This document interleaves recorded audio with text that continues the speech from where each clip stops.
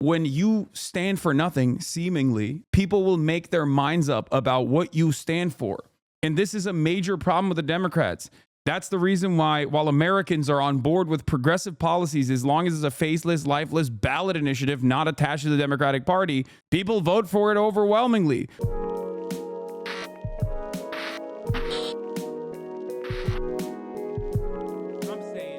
Okay, let's get started with this. Let's get started with this F.D Signifier Unk vid. It's got 600,000 views in 3 days. How the fuck did Trump actually win? Now, I think I'm going to have some reasonable and mild disagreements with Unk here. All right, as far as I understand, people have been trying to get me to watch this for a minute, so I'm excited to see it. Let's go. And then we'll do the drama a little bit. All right, not a lot of fun and games today. We're going to jump right in. Unk's a little libbed up. I did a live the day after the election where Donald Trump became only the second president in American history to win a non-consecutive term by convincingly beating Kamala Harris, and emotions were high, limited information was available. But based on what I had seen and what I had been hearing at that time, I made the proclamation in this live that the core reason Kamala Harris lost her bid for presidency of the United States was misogyny and racism. I base this not just on my general beliefs on the pervasiveness of sexism and racism in this country, but on the fact that at the time, the early data indicated that there was a huge decrease in voter turnout for her specifically with rural and suburban white men. Many folks, including more moderate leftists and liberals, agreed with this take, but also disagreed with the take. Others that I would call my peers politically, and some even further left than I, felt like this take was erroneous and in some ways let the Democrats off the hook for their many mistakes, their many mistakes during this election cycle. Or like their liberals, ironically, they didn't like the finger being pointed at white people when there's black men, Latino men, and Palestinians to take the blame. I found both of these responses frustrating as neither really aligned with how I saw the whole situation, but at the time I didn't have enough data and I hadn't talked to enough people to feel too confident in my own take. But now, some weeks later, as most of the details and info are near final, along with being able to observe and process a lot of other people's opinions in the aftermath, I want to return to this opinion with a little more data. That's what we'll be doing in this video, using a mostly data-driven approach to explain why Kamala Harris lost, or better yet, why Donald Trump won, and what lessons could and should be learned from this election. I want to first make a few things clear. Here in the swing state of Georgia where I live, I voted for Kamala Harris. I didn't do this out of an alignment to the politics that Kamala represented or ran on, especially in the latter part of her campaign. I didn't do this with the mythical hope that she would be pushed left. That just doesn't really happen. I voted for Kamala Harris because of the two devils I was faced with. I preferred her, the devil I knew. To many, that is unsatisfactory. And to those of you who feel this way, it is what it is. To me, the world is already in a hellscape situation, and I personally find no solace in the individual victory that would have been a protest or third-party vote, nor did I think that it would make a difference, and we'll look at why that's completely true later on. I am not of the mind that a Trump presidency and a Kamala Harris presidency would have been indiscernible from each other. On a grand scale, that's likely true, but at a micro level, at an interpersonal level, and at an immediate level, I think this is demonstrably false, and I don't think anyone who's serious can say that to be a fact across the board. Trump's 4 years as president before were harmful in numerous ways that were unique to him, including his handling of a once-in-a-lifetime pandemic, which was made worse by his incompetence.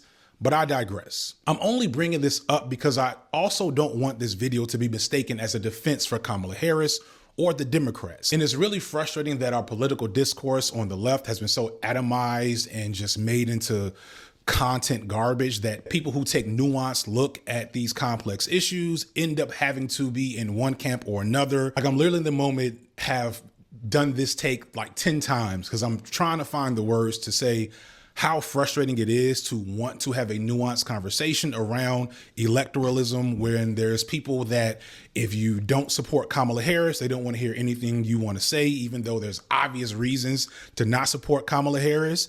And people that don't support Kamala Harris feel like there's no logical or moral reason to vote for her regardless, as if anything in our political reality is that black and white. But it is what it is. Have you already forgot us, the chat, since you're already almost mainstream monk? First of all, no. And being quote unquote almost mainstream doesn't change anything. this is where I choose to be. I feel like it's important to continue challenging my more liberal and moderate audience to dispose of the belief that Democrats are on our side. At best, they hold us hostage and force us to be complicit in their failings and atrocities by holding the knife to our throat that is the Republican Party. But I also think the grandstanding and finger wagging, often by people who are least affected by the threat that is the Republican Party, is just as ridiculous, especially when that ideology veers into, I'll just call it magical thinking at this point. But for those who still don't understand why the Democrats are bad, I'll link some other videos that break down their failings in the description. With that out of the way, let's get to it. As of writing with 99% of the vote in nationwide, Kamala Harris has 73,879,941 votes, and Trump has 76,528,802 votes. This ranks second and fourth all time in popular votes for president. And this is with 90 million eligible voters deciding to stay home, which, believe it or not, is typical for non-voters. Usually voter turnout is around 60 to 65%. However, one important detail that we'll come back to a few times is that in 2020, Joe Biden set the record for popular votes with 81 million votes. Yeah, and the reason for that obviously was because of, and this is something that like a lot of people argue for when talking about expanding access, but when you expand voting access, when you make it easier to vote, yeah, more people end up voting. That's it. It's that simple. Important fact to point out here is that Kamala Harris got around 7 million votes less than Joe Biden did back in 2020 nationwide. Now, you might immediately look at that and say this is because Kamala ran a bad campaign and because she campaigned on the wrong things that her base and regular people did not care about. Or you may immediately look and say that Kamala is a victim of sexism and racism because the same people that voted for Biden, whose campaign was exactly like hers, did not vote for her. And I think when you're looking Do you think Biden would have won without COVID? No. I've said that before. No, of course not. No shot. And this doesn't even mean that like Donald Trump was super popular. He was not either. But the lack of examination of the way that most Americans feel about the establishment, what they think the establishment is quite literally the reason why I think the Democrats are always slated to lose. That's it. Like unless they, in my opinion, unless they change trajectory and stop being so fearful of upsetting like corporate mega donors and openly communicate their desire in an earnest way to improve people's material realities, they're just not. They're going to keep getting comstered. Yeah, and it wasn't even just COVID. It was also Trump getting COVID like a week before the election, like, and reminding everybody how dangerous COVID was. At it at a national level, it's hard to be definitive because we're talking about all. Why can't we pressure the AFL-CIO to start a labor third party? What are you talking about? The AFL-CIO is like basically an arm of the Democratic Party. 50 states, many with complex dynamics of how voting plays out. There's reasons to think that Kamala failed to inspire nationwide with a campaign that started late, where American people didn't get to choose her, and her campaign was not overly detailed on policy. And the stuff that was emphasized showed her to be a centrist and a moderate, which much of the base might not have been into. I would argue that much of her rhetoric at the Democratic National Convention in August was more suited for a moderate Republican than a Democrat. She talked about securing borders, having a strong military. She avoided addressing identity politics. She campaigned with Liz Cheney. One of her biggest things she would talk about was how she was supported by the Republican establishment, and most alarmingly, she refused to engage with any talk of ending the United States' role in the ongoing genocide in Palestine. In the aftermath of her loss, many pundits and insiders have came out to make accusations that her campaign wasn't very good and the groundwork strategy was flawed. Some point out that the way she got the nomination was probably. I don't even think the groundwork strategy was flawed. I compare this to like, I increase the speed. I compare Kamala. I can't even talk. I compare Kamala Harris's situation, her electoral strategy, her campaigning to a person that has a massive arsenal. Okay. You can have an army. You can have all the best weapons. But if your bullets are all duds, you're not gonna succeed. That's it. Kamala Harris had a fundraising advantage. Kamala Harris had better ground game, but the message coming from the top that everyone that was door knocking was delivering was shitty and ineffective. That's it. That's it. You can have an army. You can have all the weapons, but if you're firing blanks, you're not going to win. And that is precisely what happened. problematic to begin with. There's a whole lot of things to criticize about Kamala's strategy before you even begin to consider how this strategy was either informed by or was structured to deal with the fact that she was a black woman. Since the election, I've talked to a lot of black women, and one thing that's been said to me multiple times is that as a black woman in these types of spaces, it doesn't matter what you say or do or what you say you're going to do, you will always be received as woke and emotional and inherently incompetent and all these things. And one could argue that the conservatism of her campaign was an effort to counteract that natural narrative, a narrative that if you look at exit polls, she definitely seemed to stick to her despite her flawed campaign. And I'm not saying that to say that her campaign was good. I'm just saying it helps explain one of the reasons why it was the way it was.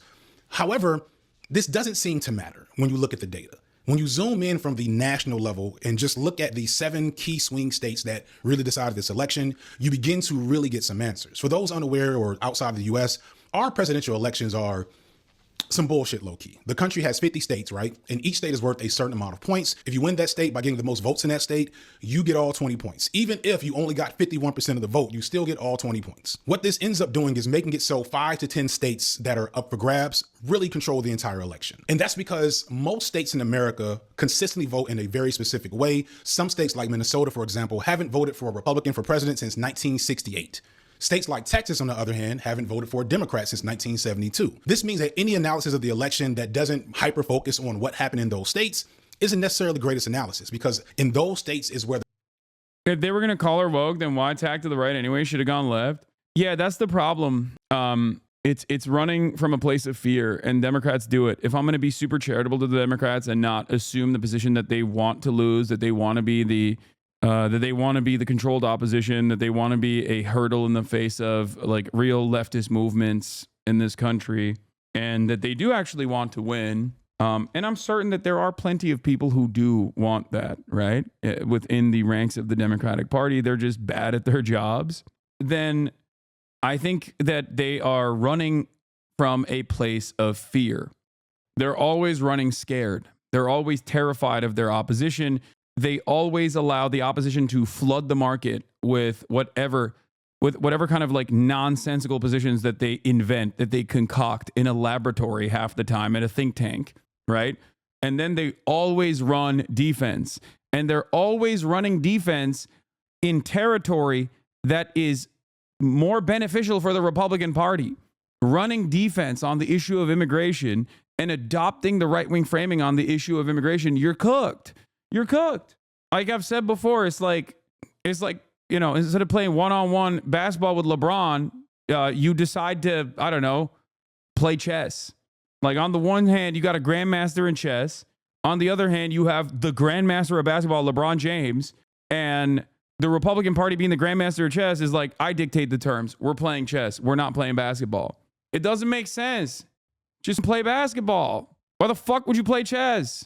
You're LeBron James. The voting population has and feels the most responsibility. This is where campaigns spend the most money, and this is where the campaign's successes or failures are really reflected, and where data and feedback is most valuable. So that's where I'm going to focus most of my analysis on. And when you focus the analysis on the 7 battleground states, you start to see some really interesting features. In 2024, there were 7 battleground states: North Carolina, Georgia, Michigan, Pennsylvania, Arizona, Nevada, and Wisconsin.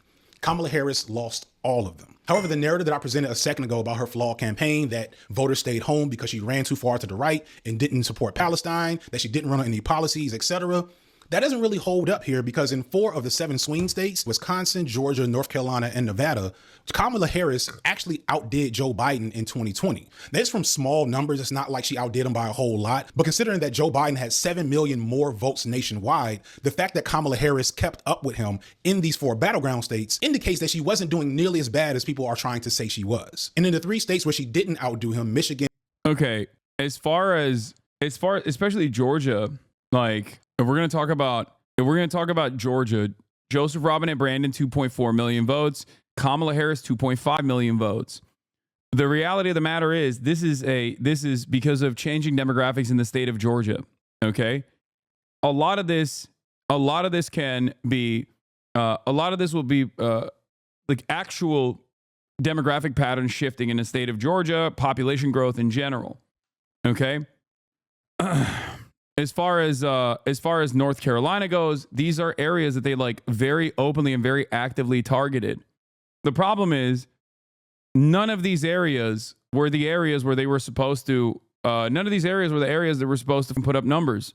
The real numbers were supposed to come from the blue wall. They're hyper-focused on North Carolina, especially, where she did outperform Joe Biden and still lost. You're scrambling, FD got your number? No. Hyper-focusing on these other states when your battleground states that are going to get you the victory, being the blue wall, was a mistake. Wisconsin being one of the examples. And even then, when they hyper-focused on the blue wall states, okay, they did a horrible job at it. Look at this. Like, what do you mean? Like, trying to tap undecideds, independents, and moderate Republicans is just like failing spectacularly to do so. Of course you were going to lose.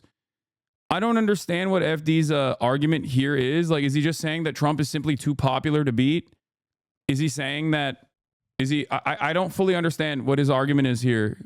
Like, that she wasn't doing nearly as bad as people are trying to say she was. And in the 3 states where she didn't outdo him, Michigan, Pennsylvania, and Arizona, she got within around 70,000 votes or less. So he didn't blow her out there either. Now, you may still feel that Kamala's campaign was bad because you don't like her politics or tactics on a specific personal level. And I would agree with all of those opinions. However, that doesn't mean her campaign was ineffective. The numbers say that it was. The difference is in Trump and some of the specific voter bases that he was able to pull in those same states, as well as specific voters that did not show up for Harris, that showed up for Biden. While all the criticisms that you probably have of Harris and her campaign are true, I still think the results are more consistent with this country's deep-rooted misogyny and racism.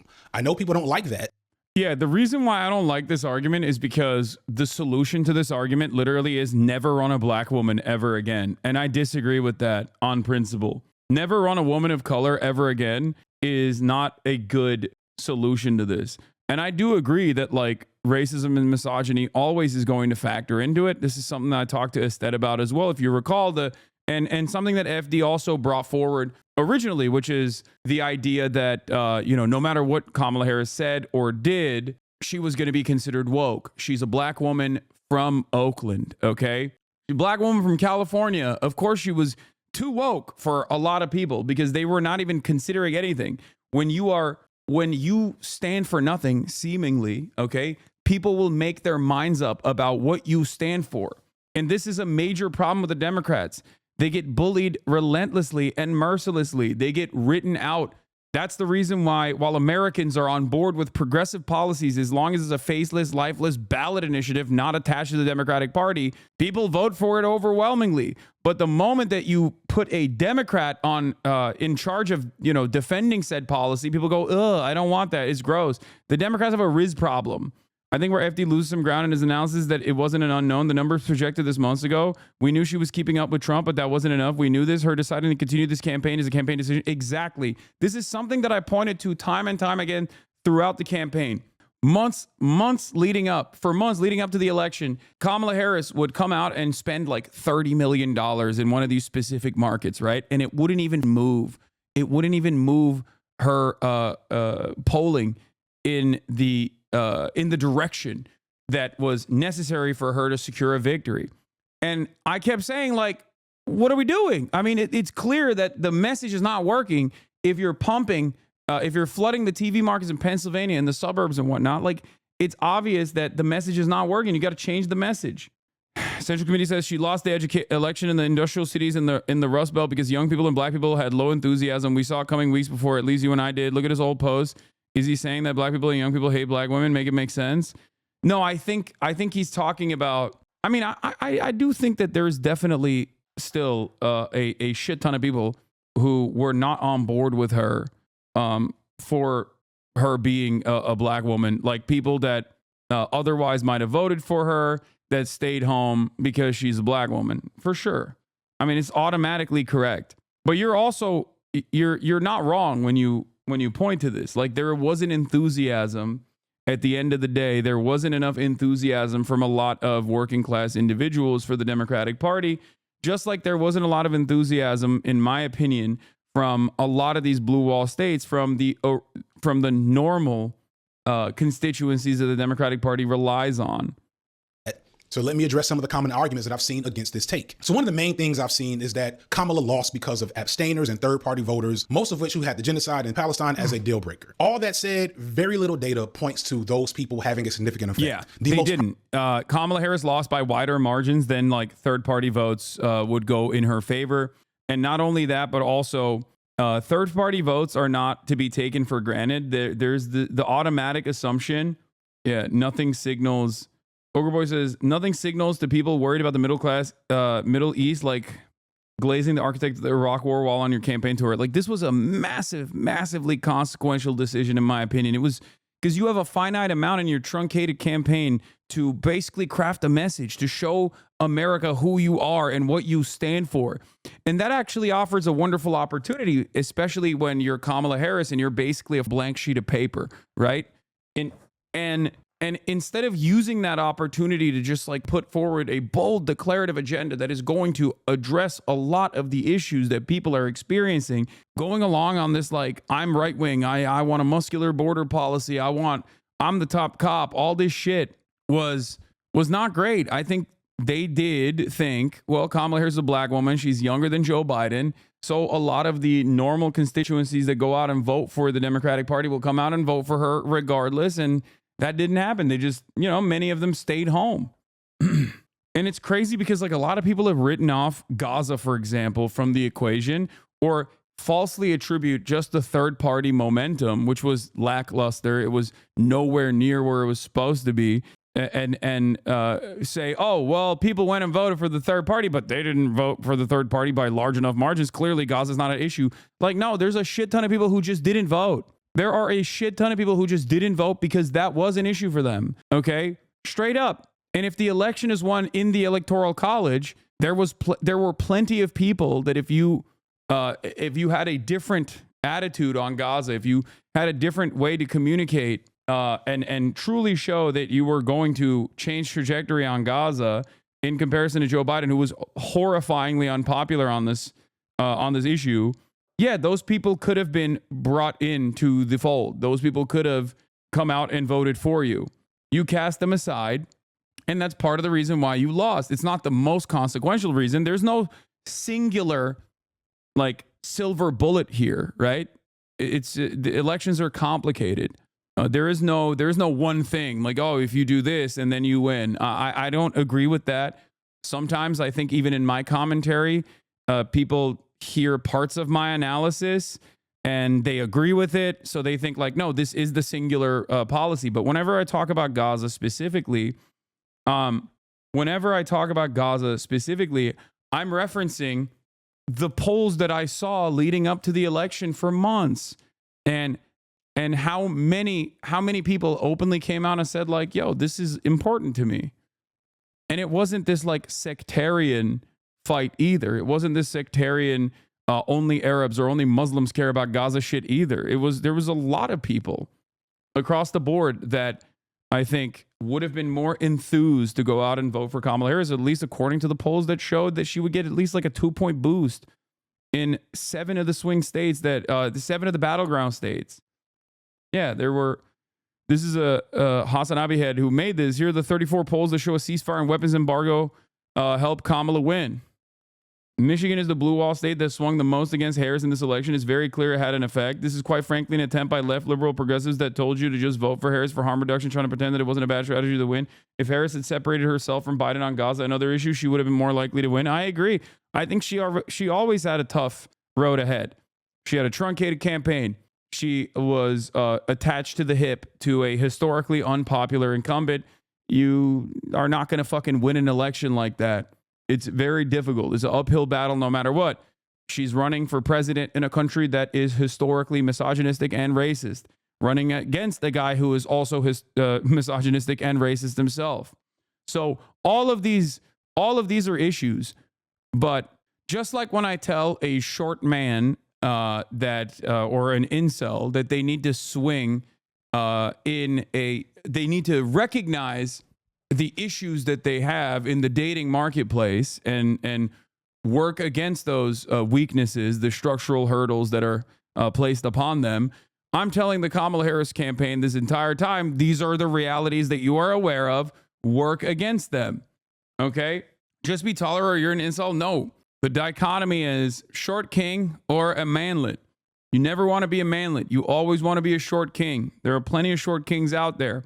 The difference is confidence. The difference is the way you carry yourself is not, I'm not, I love my short kings. You know this. As a tall lit, I am an advocate for the taller side, okay? People like me have had it far too good for far too long. All right? I'm a class traitor for the talls. Against the talls. The Taliban? I'm a height trader. Yep, I am. But yeah, when you don't have a lot of leeway and you know that the deck is stacked against you, you can't be making mistakes. And their whole campaign was a fucking mistake. Prominent third-party candidate left to Kamala who did not support the genocide was Jill Stein. And in no swing state did Stein get even a full 1% of the vote. In Wisconsin and Georgia, she didn't even come in third. I know some truly principled leftists actually voted for Donald Trump in protests, which, okay. But I seriously doubt that that was enough to really make the difference here to put the loss on Stein and protest voters. You could argue that more principled anti-genocide voters just stayed home, but that would clash with the aforementioned fact that turnout was up in swing states. Stein did her best in Michigan, where there is a large Muslim population, where there was also a well-organized effort against the Harris campaign because of her response to the genocide. But even in Michigan, if you add all of Stein's votes to Kamala's, she would still lose. This is important to point out for a few reasons, but for the moment, I really wanted to sink in with liberals and moderates who have went full mask off online with their vitriol towards the people of Palestine and the anti-genocide movement. In the days and weeks after the election, many on social media pointed at Palestinians and their supporters as the cause of Harris's loss, and it was gross and abhorrent to witness. People posted videos of them going to Starbucks, which, by the way, Starbucks was never actually involved in any boycott related to Palestine. That's just a significant marker of how uninformed a lot of us are online, myself included. But regardless of whether or not Starbucks was a part of the anti-Palestine movement, the fact that people were going there explicitly to spite Palestinians, that shit is whack. That shit is fucked up. All you should be ashamed of yourselves. People argued, well, these folks are just angry and they should be allowed to vent their anger and express their emotions without being judged. And sure, maybe, but in that regard, where is that same empathy for Palestinians who are actively being bombed right now? Of all the things that came out of the election, this was the most disappointing to me because I genuinely expected better. And in some situations, I don't know why I did. But I'll come back to this. Another thing that people point out is that certain progressive ballot measures won in states that Kamala lost. For example, in Arizona and Nevada, they established a state right to abortion. This even won in the deep red state of Missouri. And in these particular situations, progressive ballot measures won big time, sometimes getting more votes than Trump and Harris in a particular state. So this would be a good argument against the misogyny and racism issue if you don't actually understand the difference between progressive politics and progressive policies. Many people will point out that progressive policies like universal healthcare, gun control, abortion, all tend to be popular issues that most of the nation agrees upon. The problem there is how these issues are seen if they're connected to or in any way can be seen as supporting of. Yeah, this is a certified Hasanabi take as well. Okay. I always say this. Progressive policy is popular, but unfortunately, people who, carry themselves as progressive politicians are not as popular as the policies themselves. Black people, people who are seen as undeserving. Whenever an issue is connected to black people in this country, white people will vote against that issue essentially out of spite. Right now, they're trying to repeal the Affordable Care Act, which is known to white people, a specific type of white people, as Obamacare. These are people that will literally lose their health care if Obamacare is repealed, but because it has the name Obama on it, they do not care, or they don't care enough to actually know what will happen to them. And we've seen this historically in America. The easiest example comes from the history of programs such as the New Deal or the GI Bill. Both of these programs provided massive subsidies, social welfare, and handouts to predominantly white people across the country, enabling the largest growth of the middle class in modern history, but only for white people, as both of these programs were greatly impossible to access for African Americans. And when people started even hinting at the idea that African Americans should start to benefit from these programs, public opinion on these programs changed. People started looking at them as welfare and handouts to the undeserving. And all of these programs saw drastic cuts in subsequent years. White Americans were fine with cutting off their own well-being if it meant that black Americans were cut off too. There's an old saying that a white man will shit in his own pants just to make a black man smell it. Moving on.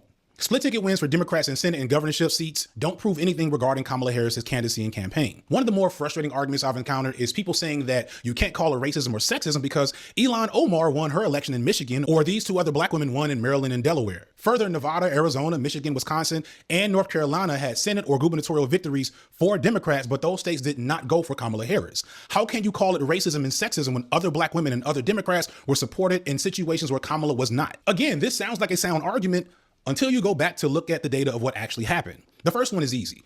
Ilhan Omar is a House representative of Minnesota's 5th District, a deep blue district in a state that, again, everybody calm down, okay? Yeah, it's Ilhan, but it's fine. Hasn't voted for a Republican for president since 1968, meaning that Kamala still won it in 2024. You can't compare Ilhan to Kamala because once Ilhan Omar won her primary, her re-election was basically a formality. There was already a world of support for her against any Republican opponent. She won with less than 300,000 votes. There's no comparing these two races on scale alone, let alone the fact that that was an easy mode win for both of them. The same can be said for the black women that ran as Democrats in Delaware and Maryland. In any situation where you're in a deep blue state, just like I explained with the Electoral College a second ago, you pretty much know who's always going to be in power in that state based off that population. Of black people elected as senators in the United States, historically, the only Democrat to win in a non-deep blue state is Raphael Warnock here in Georgia. And that's partially because he's here in Georgia.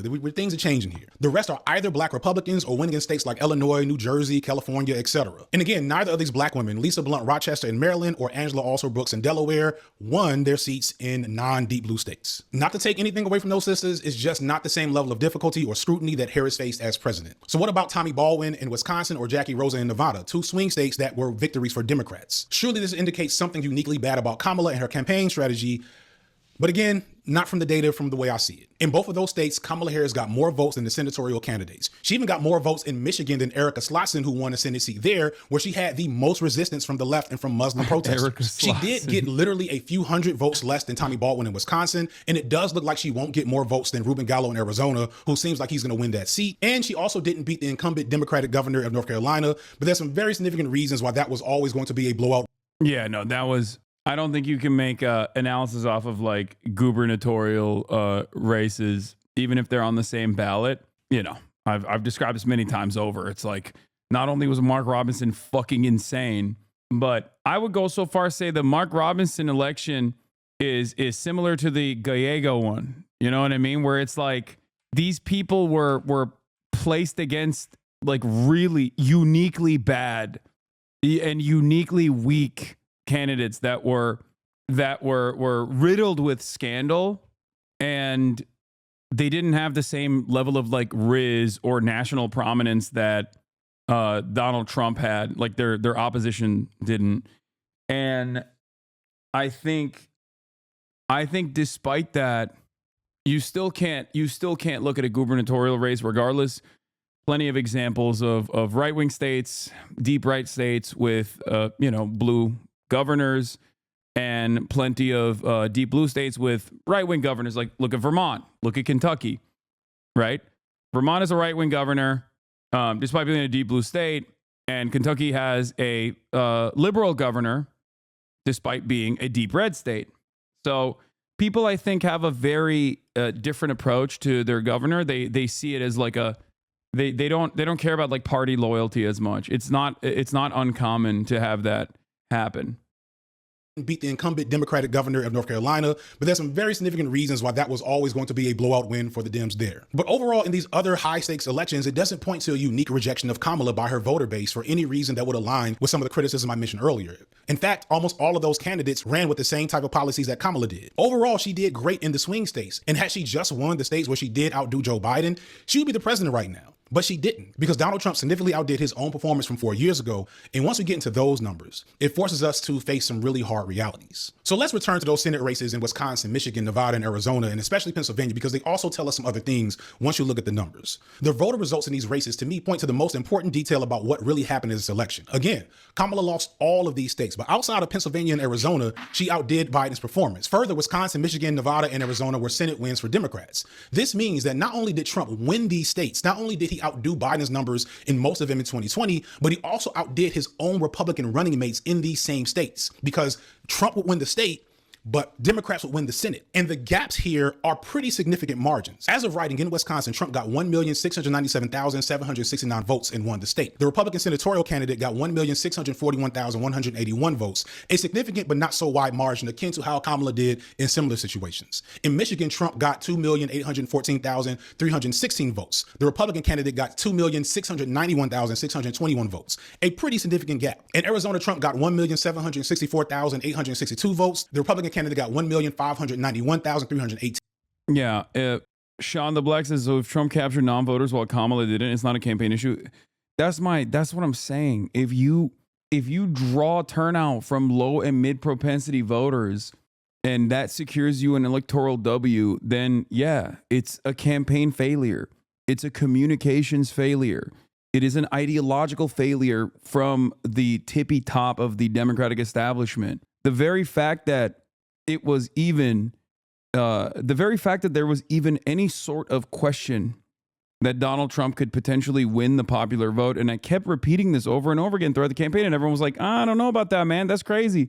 Like, that to me spells chaos for the future of the Democratic Party at a time when the Republican Party should be in a state of disarray. 18 votes, again, another significant gap. In Nevada, Trump got 751,205 votes. The Republican candidate there got 677,046 votes, a significant gap considering the size of the state. And in Pennsylvania, the one place where a Republican actually won their race on a split ticket, Trump got 3,538,989 votes, and the Republican senatorial candidate got 3,395,274 votes. Again, a large gap in a state where the Republican actually won.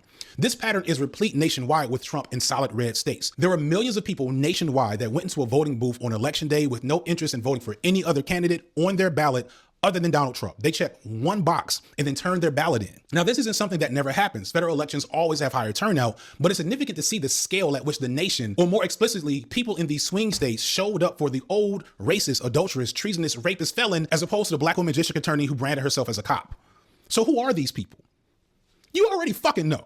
Like, why? Well, I shouldn't have to make this fucking video. The data I've seen indicates that there are white men in the suburbs and rural areas. I even had Nicholas Nameless help me out by doing a spreadsheet of all the counties in these swing states just to make sure this was true. NBC's exit polls also show that among white voters in key states, Kamala lost marginally suburban voters and significantly rural voters. These are almost categorically white voters, which correlates to her vote numbers amongst whites. In those key battleground states, she only got 37% of white men and 45% of white women. When you look at the proportion of the vote she got in those areas compared to Biden, they shrink in almost every situation, which meant that Trump got to run up the score, which meant that even though she got close in many of those states, she could. Yeah. So this is where we both agree with one another, but I guess maybe disagree with the solution here. Cause like we agree that yes, white men, not exactly the best politics, right? Especially if their educational attainment is is at a high school level, right? The reality of the matter is that's the board. That's the game. You can't change the rules of the game midway through. You just get that. That's it. A Democrat, a liberal, and not saying FD is one, but a liberal looks at that and goes, we got to be more racist. I look at that and go, we got to offer them shit. Okay. One side is at least recognizing the anger and frustration that they have and constantly pulling on it and saying, you're mad because black people have a seat at the table. You're mad because trans people exist. You're mad because the Democrats only care about these people. Okay. And the Democrats look to that and turn around and say, yeah, they're kind of right, actually. Oopsie, we got caught. We do care a lot about trans people, but no, we don't anymore. I promise. Okay? I promise we don't care about these people any longer. And it's like, that doesn't change anything. The Republicans already dominate that space. They already have captured their attention. They've already fucking used their anger and weaponized it against minorities. That's why they keep winning over these people. What you're supposed to do is go, nah, that's a distraction. Here's what your real problems are. I'm gonna fucking fix that shit. You know? You can't validate the right-wing position that is that comes from a place of anger and resentment and frustration and is used as a mechanism of distraction and deflection while they still rob you blind, while they still pick your pockets. Couldn't get over the hump. There's so much talk about how Trump gained with Latino voters, including Latino men. And there was a ton still of stupid and erroneous talk about Kamala losing black men, which is frustrating because I've been saying how that's bullshit for years now. And anyone who understands politics knows that that wasn't going to happen. If there's one silver lining to the failure of this election, is that it might finally put to rest that talking point among a lot of people, specifically black women. In an interesting turn of events, Asian women actually voted more for Trump than Kamala, which is not true for Asian men. I'll let you come up with your own conclusions there, or maybe don't bother. Don't bother to even bother the Asian women or the Latino men or the black men. Do not waste your time. Because at the end of the day, white people make up 75% of America's electorate. And no Democratic candidate has won the white vote since Lyndon B. Johnson in 1968. The Democratic presidents that have won since then have won with a strong showing amongst whites and an even stronger showing amongst minorities. That is how they win the election. It's never the will of the white people of this country to allow a Democrat to be president, not in the last almost 60 years. I don't understand how what I'm saying here is controversial. If you are... It's not. I mean, he's right. That's why I think Kamala Harris was wrong. I think the reason why I think Kamala Harris was wrong was because she weirdly enough thought like she could, capture the attention of the white vote for some fucking odd reason and did that by parading the fucking Cheneys around when white people don't fuck with the Cheneys either. They don't fuck with the Cheneys. They hate Dick Cheney. Dick Cheney's approval ratings were fucking dog shit by the time he got out of office. They remember him as the architect of the Iraq War, understandably, because he was. Americans have moved on. They hate the Iraq War. They think it sucks. Donald Trump won, presenting himself as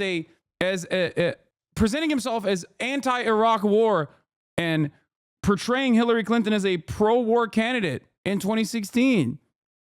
Trying to understand the political reality of the United States of America, then all you're really doing is trying to understand the politics of what motivates white people to vote and be politically active. And I can only guess as to why a large portion of 76 million people who are white voted for Donald Trump. But more significantly, why in those swing states that won him the election, where he got more votes than his Republican counterparts by a wide margin from people who are not politically engaged, I can only assume that they felt something specific for Donald Trump that they didn't feel for Kamala Harris. And considering that this is a president who accused Haitian immigrants of eating people's pets and is threatening to use the American military on American soil to contribute to mass deportation, I don't know what motivated the motherfuckers at all. You tell me. If you can't tell, I'm really frustrated with how people are so dismissive of the role that racism and misogyny played here. Trump made incremental gains with almost every minority category. I think this is the reason why people are dismissive of racism as well. He's not wrong. Of course, racism played a role. Like, of course, that's the only thing they have. But my point is, if the Democrats don't actually present an argument that the Republicans have to oppose, then they're going to run the table with racism. They're going to hit that vein over and over again. That's their one.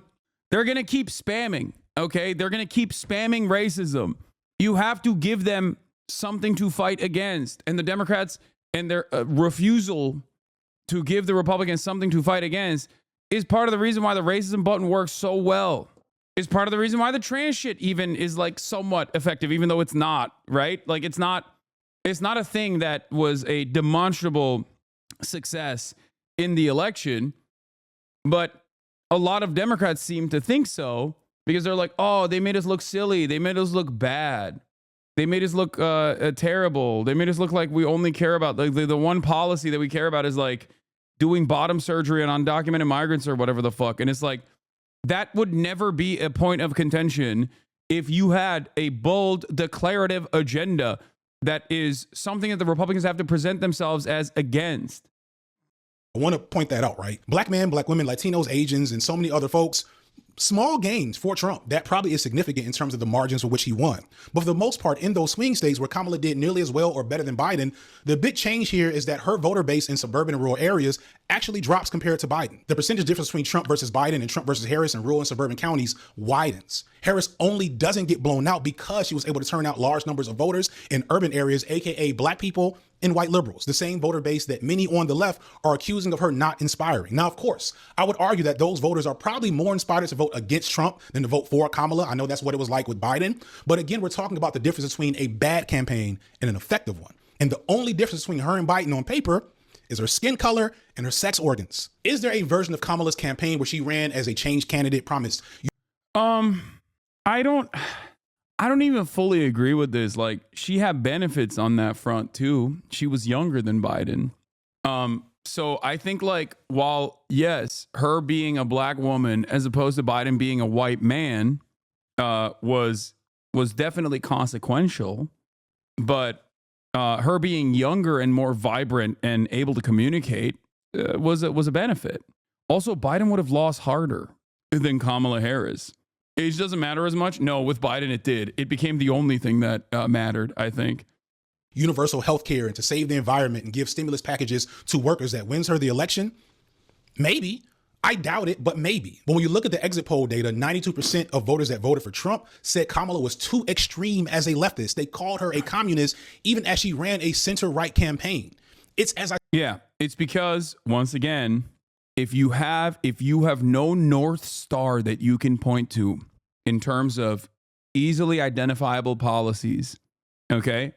Bold, universal policies, then you can be made a mockery. You can turn into a clown by your opposition.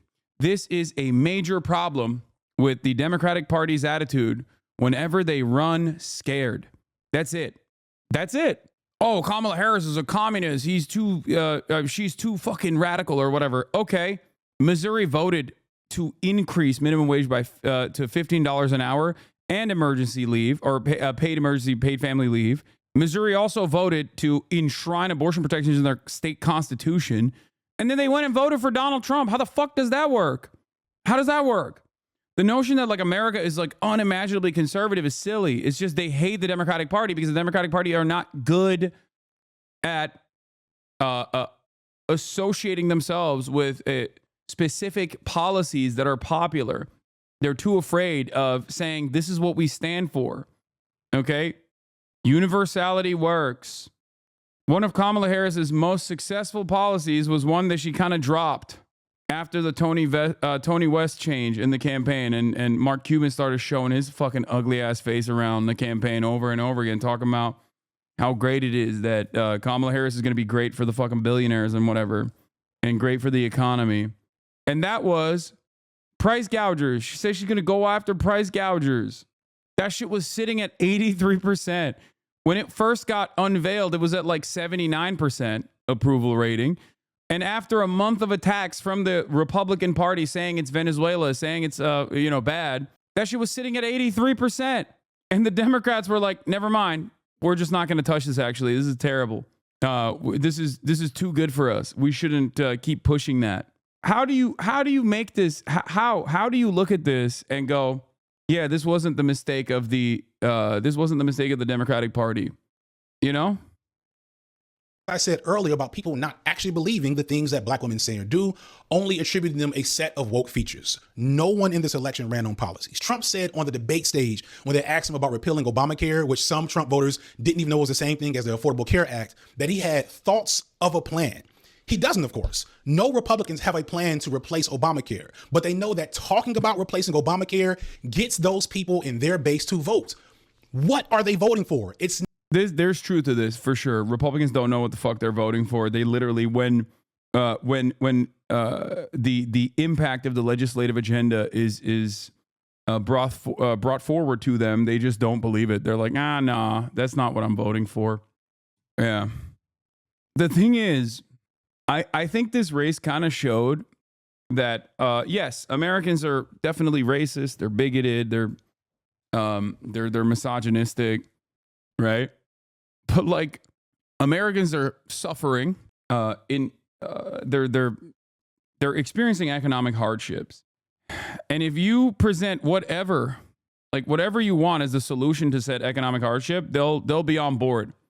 Now, if there's already an underlying there's already a resilient underlying white supremacist attitude, Republicans can look to that and go, yeah, you're suffering economic hardships. Oh, housing market is fucked up.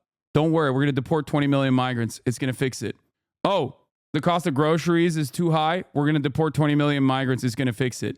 Nobody even asked the second question of like how that's going to actually solve the problem, but it doesn't even matter. They just say we're going to deport 20 million migrants and it's going to fix it. They attach right-wing, white nativist, anti-immigrant policies and the fear of the other to the economic problems that people are facing.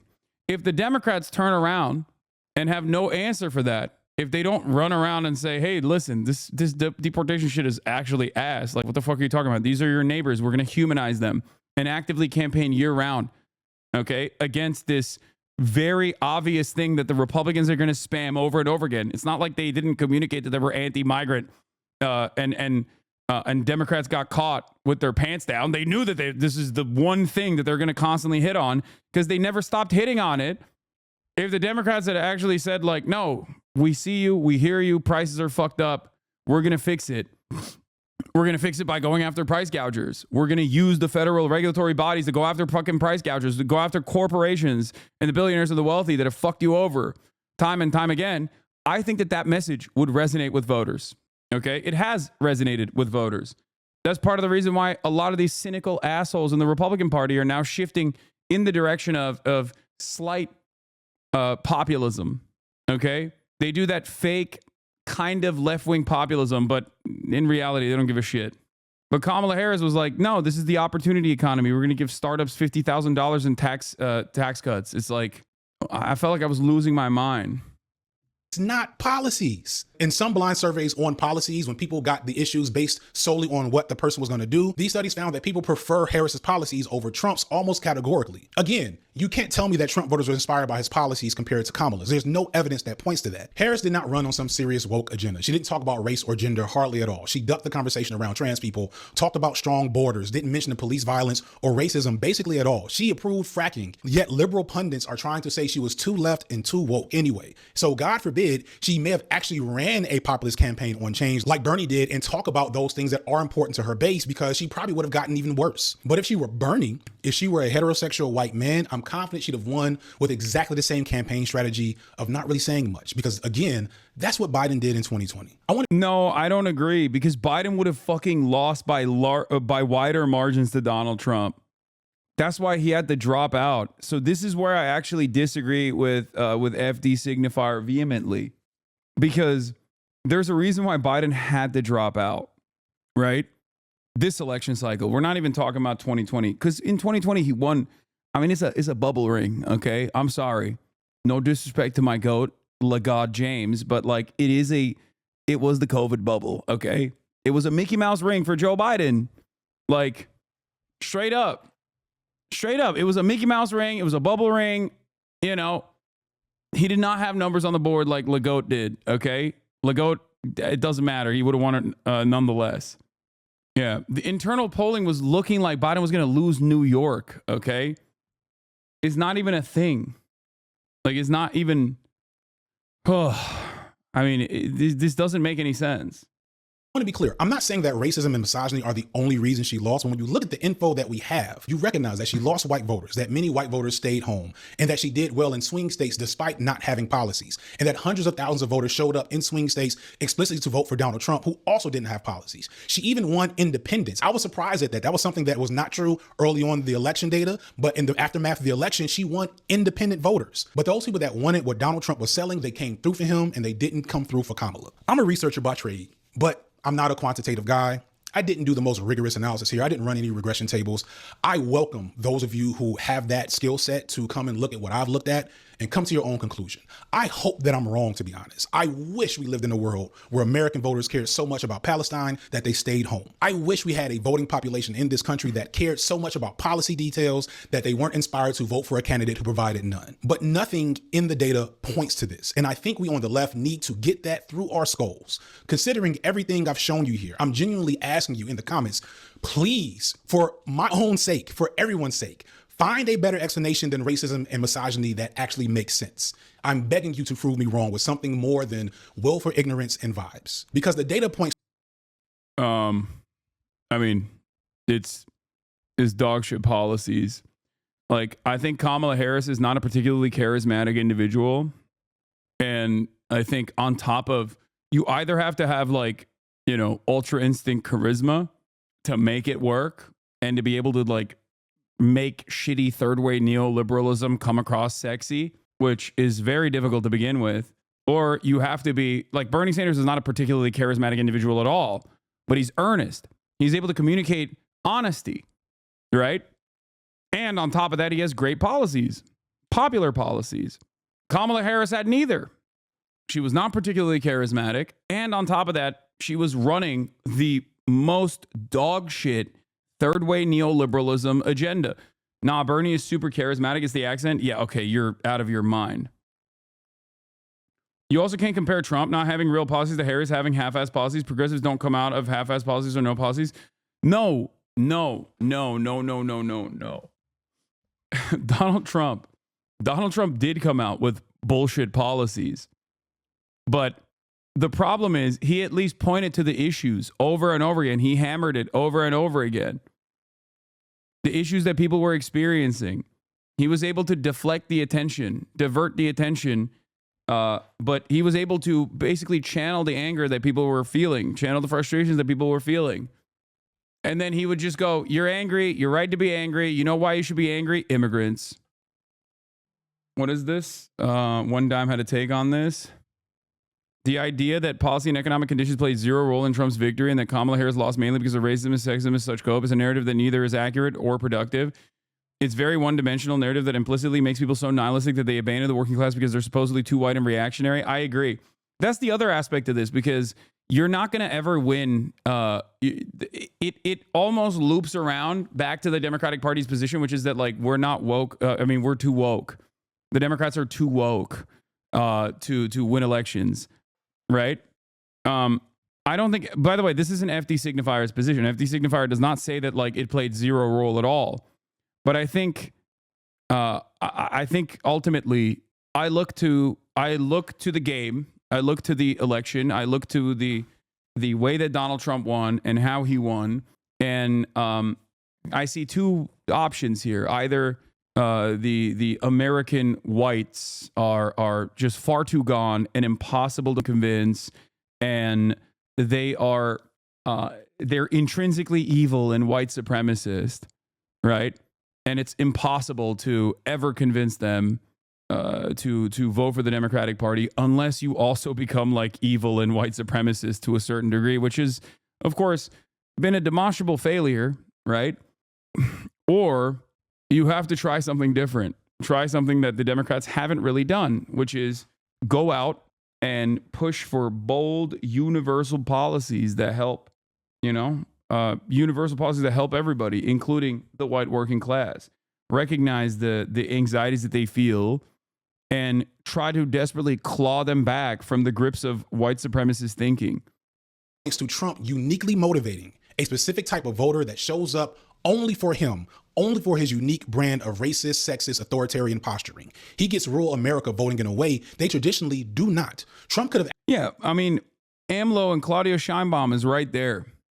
Mexican society is not more progressive across the board than America, right? They're not. Mexico has real problems with femicide. This is a real issue. And yet they voted for a Jewish woman in a 98% Catholic nation by wider margins that they'd voted for the old white guy that came before her. And there's a reason for that. There is a reason for that. And that is because AMLO expanded social safety nets, expanded the welfare state, and also very openly communicated that he was doing that over and over again. He was not afraid of calling out his enemies, right? And it's not like he was it's not like he was a what do you call it? Particularly woke, or it's not like he was like a card-carrying socialist either, right? He's not. But it didn't matter. You improve people's material conditions and they will never forget it. Actually beating Obama in 2008. There's people like memeing like Obama's going to come back in 2028 or whatever because Trump's going to try to run for a third term. He's going to beat Obama too if we don't fix the actual core issue that this country's dealing with. So I'm sorry if I'm heated and I'm coming off like hot to anyone, but to me, it's absurd that we're tossing out this explanation when it's the only one that actually tells us where we are as a country. There's a video from Innuendo Studios I like to talk about in these situations called There's Always a Bigger Fish. And it's to me one of the more important political videos on this platform if you want to understand what motivates the conservative mind. In this video, he argues that the embarrassed millionaire thing is inaccurate. I know a lot of people are saying conservatives vote for Republicans because they think they're going to be rich. And there's all these people that are like, Trump represents the lifestyle and ideology that I want to have, even though I work at Foot Locker and make less than $30,000 a year. He makes an argument that that's not really what it is. He argues instead that conservatives fight for power for other conservatives, not because they think that they'll be powerful one day, but because they feel like the people who have that power are supposed to have it. And they feel like people who naturally don't have power should never have it because they haven't earned it. And somehow those who do have power did earn it. And this is why Trump can get away with saying that he started from a small loan of $1 million and had so many conservatives be okay with that. And this is what Trump presents to the world, this populist strongman figure that puts everyone in their place and cannot be controlled or held accountable in any way. This is why he had to say the previous election was stolen. And even as he faced charges and was convicted on some of these charges, it doesn't make a difference. It's why his assassination attempt was a huge deal for him. And the media and everyone else just keeps letting him get away with it. No matter how dumb he looks, no matter how little some of the things he says make sense, it doesn't matter because he's Donald Trump and he can get away with it. But you know who doesn't get away with anything in America ever? Black people, especially black women. No group is more required to know their place and know their lack of worth in this country than black women. The double standards for women become quadruple standards for black women. Beyonce didn't even get nominated for a country music award. What the hell made you think that we were going to elect a black woman as president of the whole country, even in 2024? I'm sure you can pull out some surveys that say more left-leaning people would have voted for her if she endorsed a ceasefire or ran a more left-wing campaign. And of course, her decision to campaign with Liz Cheney and all the other. I don't even personally think that like it's about left-wing candidates left-wing voters. Like this is also in part our failure to communicate on the left. Like I don't think Tim Walz is a socialist champion. Okay? I think that Tim Walz did a really good job in Minnesota by utilizing the one seat majority that they had in the state Senate to push for a lot of legislative changes in the state that impacted people's lives in a positive way, right? These policies might have been portrayed as radical, but it didn't matter because Republicans want to feed children too. Like they also benefit from these policies and they start recognizing that these policies are good. So I think like the left right dynamic here, or the woke, not woke dynamic, or progressive dynamic is not completely accurate. These are policies that are beneficial for every American. You know, that's it. It doesn't matter. Even if you don't vote for the Democratic Party, I think ultimately the goal should be to improve everyone's lives. If he's conceding that she never could have won, why isn't he way more pissed that she was a candidate to begin with? I think there's like somewhat of a stink associated with progressivism. That's the other side of this. Like a lot of people consider it to be a lot of people consider it to be like a electoral anvil on people's necks because most people don't understand it. They think it's like tied to liberalism. And people hate liberalism, even if they are themselves liberal. Like Republicans, they love liberalism. They do it all the goddamn time. It's monoculture. They just do it with a reactionary slant, a more reactionary slant than the Democratic Party's voters. Other bullshit wasn't good. And I want to again be clear. Kamala wasn't that great of a candidate to begin with. In 2020, she was the first candidate to drop out. Do y'all remember that? For 4 years as vice president, she didn't do much to impress or inspire. And if the Democrats had a primary this time around, she probably would have lost to Amy Klobuchar or her own running mate, Tim Walz, or likely the next Democratic winner, if you want to put money on it, the American Psycho himself, Gavin Newsom. All of this is true. I think Gavin Newsom gets cumstered. I mean, it entirely depends. I think if the Democratic Party still go for like a Pete Buttigieg or a Gavin Newsom or a Josh Shapiro, especially Gavin Newsom, oh my God. I think if they do any of these guys, okay, but especially Gavin Newsom with that California stink on him too, unless the Republican Party has a direct line of lineage, like a successor, that they somehow develop. And I don't know if that's J.D. Vance, honestly, because he's patently unlikable. I don't know. Like the Republican, make no mistake, there is a holistic problem with the Republican Party as well. They're relying on Donald Trump's telegenic riz far too much. They tried to put an establishment figure that represented Trumpian politics and failed spectacularly. Ron DeSantis, right? They are kind of in their Obama era right now. In the same way that the Democratic Party was in its Obama wave from 2008 onward, and we're never really able to recreate that same charisma. And that's part of the reason why they keep losing. I think the Republican Party is going to experience a similar problem unless they find like a way out of this. I've said this a million times. Donald Trump is Obama for white people, like a specific kind of white person, if you know what I mean. But that's not what happened. What happened is she ran and she almost won 4 swing states, and she lost because Trump brought out his squad. And his squad are rural Americans greatly unified behind some very, very specific interests. The reason I bothered to do this work is because I really need those to the right of me to stop blaming the far left for this loss. The numbers show we didn't do much. You're showing your own true colors with the way you're responding to this loss. You're proving everything we say about you to be true by pointing the finger at Palestinians, Latinos, and black men instead of some of your own cousins and husbands who have the real.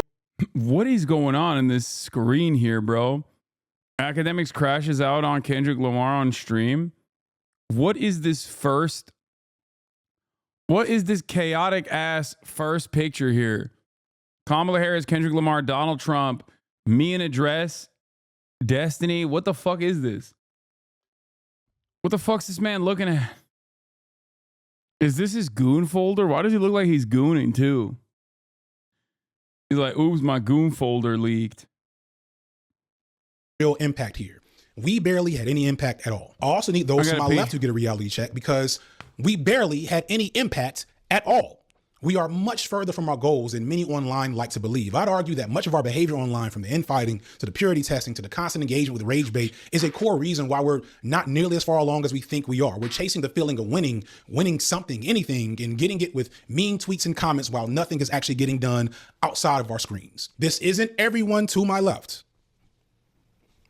You know who you are, but it's some of you, and you know who you are too. This election's results are beholding to the same massive forces that American politics have always been beholden to. White supremacist patriarchy in its varied and most subtle forms. Again, if you don't see the role that racism and misogyny played in this situation, I invite you to present your best argument in the comments. But then after that, tell me what you're doing next. One of the reasons I voted for Kamala is because I wanted to avoid making a video like this, because I knew as soon as she started losing that I was probably going to have to make something like this. Because while Kamala represents a horrible status quo that I've been talking about from jump, again, be clear where I stand, to me, there's value in not resetting the meta of what resistance looks like to the institutions that both Trump and Harris really work for. I might be wrong about this. This is not a hill I'll die on. In fact, if you look at like the person that Trump just appointed as his board czar, that same guy that people are crying about worked for Barack Obama. Like, people that say that you can't compare the two, you're lying to yourselves. But anyway, in the aftermath of this election, the whole game has been reset. We're putting effort into settling down foaming at the mouth liberals who are going full mask off with Zionism, imperialism. We're also dealing with charged up conservatives preparing for the Christo-fascist regime that Trump is trying to put in place. Resources that may have went to further resistance for Palestine are going to be used to fight under the Muslim ban here in the United States. Bad immigrant policy that we already had is going to be leveled up to militarized mass deportation. And this isn't even getting into the drastic changes that will likely face LGBTQ people and especially trans people going forward. And I'm not saying all this to prepare for a future I told you so, because at the end of the day, Kamala and the Democratic Party deserve exactly what they get. They are bad for all the reasons we know them to be bad. And all the things we're complaining about are exactly why they're bad. So they deserve it, but we don't. So what are you going to do about it? After you leave your comment of approval or your comment of disapproval, what are you going to do next? What meeting do you have on your calendar? Have you reached out to your neighbors to see who you could coalition build with? Are you capable of protecting yourself or others? I've been on his side and said he was right. Y'all white ass couldn't see why he's right.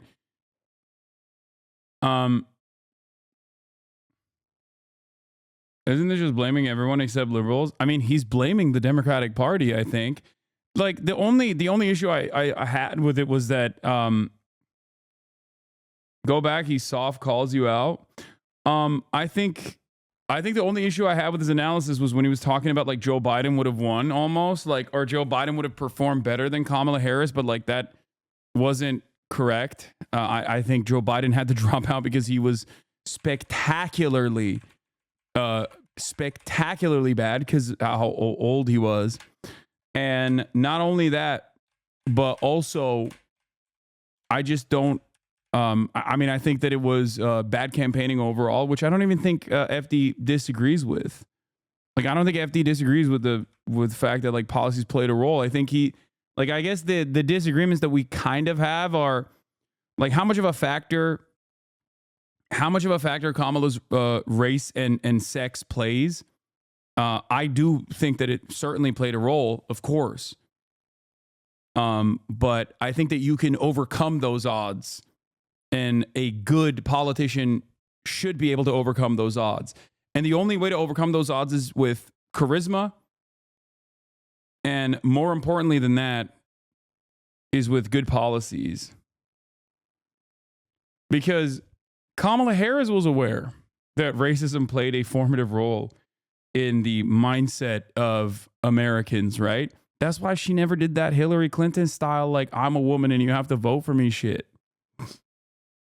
You know what I mean? She knew. And maybe even focused a little bit too much on the whites in the suburbs because of that, where she was like, oh, well, it's because I'm a black woman. They're never going to like me. So I have to do my very best to like get them to like me so that we can win. This isn't everyone to my left. You know who you are. This is not even a soft call out, man. What the fuck are you guys talking about? You guys are so silly. And you know who you are too. This election's results are beholding to the same massive forces that American politics have always been beholden to. White supremacist patriarchy in its varied and most subtle forms. Again, if you don't see the role that racism and misogyny played in this situation, I invite you to present your best argument in the comments. But then after that, tell me what you're doing next.